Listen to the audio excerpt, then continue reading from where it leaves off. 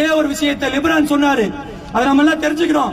அந்த லிபரான் என்ன சொன்னார்னா, அன்னைக்கு மட்டும் இஸ்லாமியர்களுக்காக ஒரு அமைப்பு இருந்திருந்தா இந்த பாபர் மசூதி இடிக்கப்பட்டிருக்காது என்று சொன்னார். என்ன சொன்னாரு? அன்னைக்கு மட்டும் இஸ்லாமியர்களுக்காக ஒரு அமைப்பு இருந்திருந்தால் பாபர் மசூதி இடிக்கப்பட்டிருக்காது என்று சொன்னார்.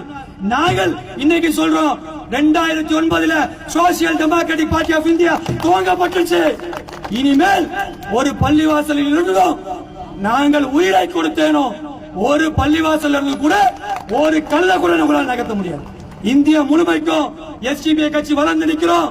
இன்னைக்கு கூட தேசம் முழுமைக்கு இந்த போராட்டத்தை முன்னெடுக்கிறோம்.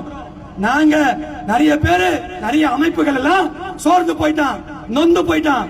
எங்களுக்கு அதை பத்தி கவலை இல்லைங்க. எஸ்டிபிஐ கட்சியுடைய ஒவ்வொரு தொண்டனுடைய ரத்தம் சுண்டுற வரைக்கும், ரத்த தடையப்படுற வரைக்கும் நீதிக்கான போராட்டத்தில் முன்னணி நடத்துவோம்.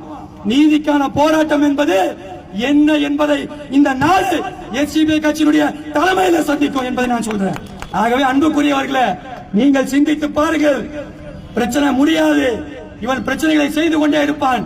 நான் மத்திய மாநில அரசுகளுக்கும் நீதிமன்றத்துக்கும் கோரிக்கை வைக்கிறேன். இந்த போராட்டத்தின் வாயிலாக உங்களுக்கு ஒரு அதிகாரம் இருக்கு. என்ன அதிகாரம்னா, அரசியல் சட்ட பிரிவு 142 சொல்லுது, உச்ச நீதிமன்றம் இனிமேல் எந்த பள்ளிவாசல்லையும் ஆய்வு செய்வதற்கு அனுமதிக்க மாட்டேன் என்று சொல்லி கீழமை நீதிமன்றங்களுக்கு சொல்ல முடியும்.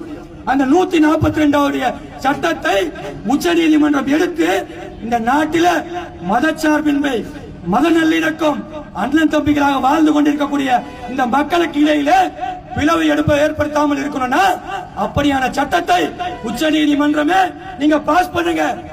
நீதிமன்றங்களே நீங்கள் பாஸ் பண்ணுங்க. அப்பதான் இந்த பிரச்சனை ஓயும். ஏன்னா இந்த சங்க பரிவார கூட்டம் அரசியலுக்காக முஸ்லிம்களுடைய உயிரை, முஸ்லிம்களுடைய உடைமைகளை அரசியலாக்கி தேவையில்லாத பிரச்சனைகளை செய்து கொண்டிருக்கின்றார். ஆகவே அன்புக்குரியவர்களே, நாங்கள் சொல்வது என்னன்னா, இந்த தேசத்தில் நீதிக்கான போராட்டம் என்பது தொடர்ச்சியாக நடைபெறும். ஒவ்வொரு ஆண்டும் எஸ்டிபிஐ கட்சி இந்த நீதி நிலை பெறும் வரை இந்த பாபரி மசீதுக்கான நீதிக்கான போராட்டத்தை முன்னெடுக்கும்.